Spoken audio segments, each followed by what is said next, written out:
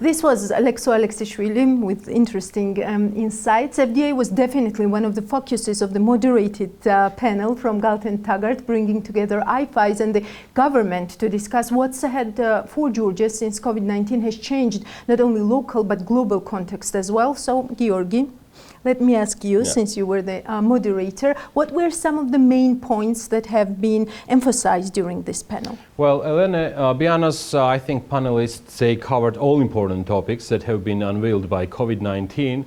They are related to the reshaping of the world and the challenges and opportunities that this reshaping brings to our country. Galt and Taggart have identified specific sectors that can be more open to attracting FDI, and this interaction between the government and IFIs was very timely and fruitful. Wonderful. Then here is the short part of the panel today, but we will do the follow-up as well. What will be your recommendations to the Georgian government? I think the crisis highlights the importance of advancing structural reforms. And here I think, as many of the panelists have highlighted, the need to increase productivity with a workforce that has the skills that are needed for the jobs of the future. And the authorities need to make an assessment with the business community about what are the jobs of the future in Georgia. There will be automation, there will be digitalization, access to internet, having the skills to do working from home, from remotely with technology is very important. I think it's also very important to strengthen the quality of institutions, governance, dispute resolution, the insolvency framework that the authorities have been putting together, and making sure that there is a clear insolvency framework will be very important.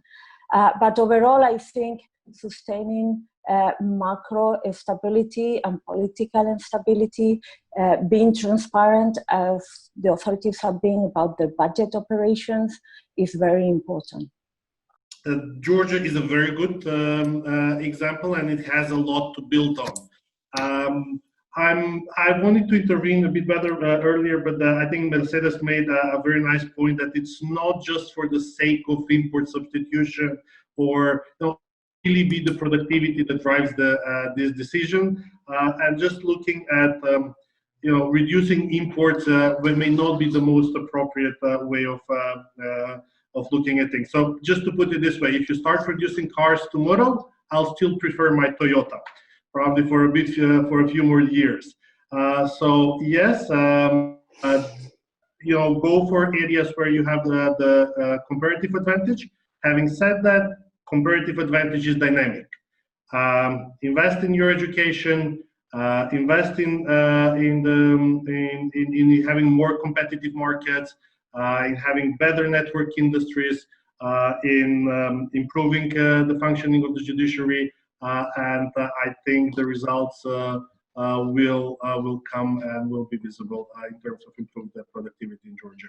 For the time being, what we have right now, as we all agree, it's a unique situation.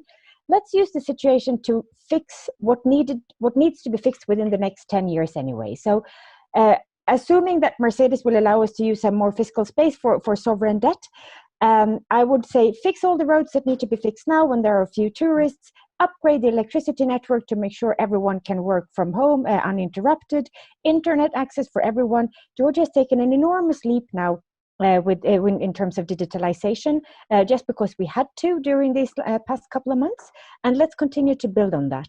I wouldn't be too worried about using a bit of extra sovereign debt capacity to get this done now, because it's just moving it in time, because over 10 years it would have needed to be done anyway.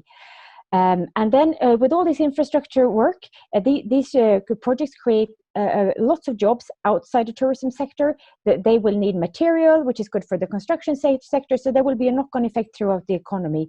So I really think this is what needs to be done now. Even though this is a sovereign-led, it will support the private sector for sure. Of course, in parallel with short-term policy measures that we are, the government and the business and the community is talking about during this period, which are oriented on mitigating the negative impact of the pandemic on our economy, we should also ensure medium and long-term policy responses. We should elaborate structural reforms, as was correctly mentioned, and instruments for boosting economic recovery. As also was already said and mentioned, this includes more orientation on domestic production, support of innovations and technology, and this is another agency very important, also under my supervision, and we'll be very glad next time to discuss this in more details. This corresponds to improved skills and competence of labor force, which is one of the major issues, and everybody agrees on this. And FDI attraction as a core direction to inject new skills and knowledge and also funds in the Georgian economy. And in this regard, the government of Georgia is currently on a daily basis is working with experts from Deloitte and Cambridge University on a document on post-crisis economic development, which will become the backbone of the country's long-term economic development vision in the post-COVID era.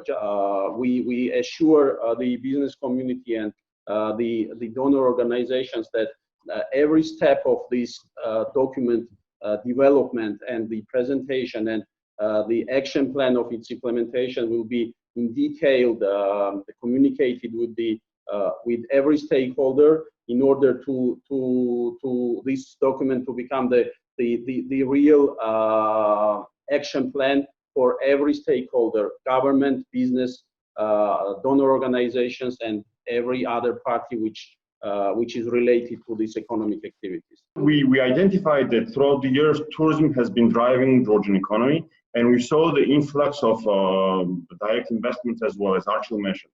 But throughout the years, there was this big question of where was this value going, because people didn't feel the same amount of value coming into the country as the figures of tourism inflows in the country. So we asked the question where this money was going. So in our report, you would see that we estimate that $100 spent by tourists, $60 goes out on import goods. So we identified this is the key issue for the country. So when you mention what Enterprise Georgia has been doing successfully throughout years and the country, this is one thing as a strategy of developing the country, but we identified an issue which we think should be fixed. I think it additionally brings this policy on let's say, that this should be done in a more aggressive way, because we are losing opportunity. We're losing opportunities, all this money which comes in, and Georgian companies are working hard to attract tourists, and I think they'll need to work much harder in the coming years. We need to retain this money in the country, be it by producing locally or by importing less, let's say. So the new strategy is also uploaded on our website, Enterprise Go-G. The small changes in the new strategy is that there are some sectors that are coming forward. For example, it's pharmaceutical, medical research, it's electric parts manufacturing, and the new efforts and new companies that we're talking to now are with a new value proposition. So we are not concentrating and not pitching Georgia with a, let's say, old strategy. We already have a new value proposition, out of which one of the most important things is that Georgia is not just good for tourism, but Georgia is good for business, because we are COVID-free. This is something that we should not underestimate, because every call that we have with investors starts with that question. And it's good that we have, for the first question, we always have a green light. So I was stuck in New York for a few months and just arrived 2 weeks ago. And as I was coming into Tbilisi, I felt, coming from New York, that I was coming to a safe country. And when you think about it, think any kind of dimension coming from New York to Tbilisi. Is it defense? Is it economy, court system? It's hard to think that it was possible to think that you would be coming from New York to Tbilisi and thinking, okay, I'm arriving into a safe place. And that's the difference in terms of how Georgian government has handled this crisis, that some people may now think that they are coming to a safe country. Welcome back. Thank you. Okay.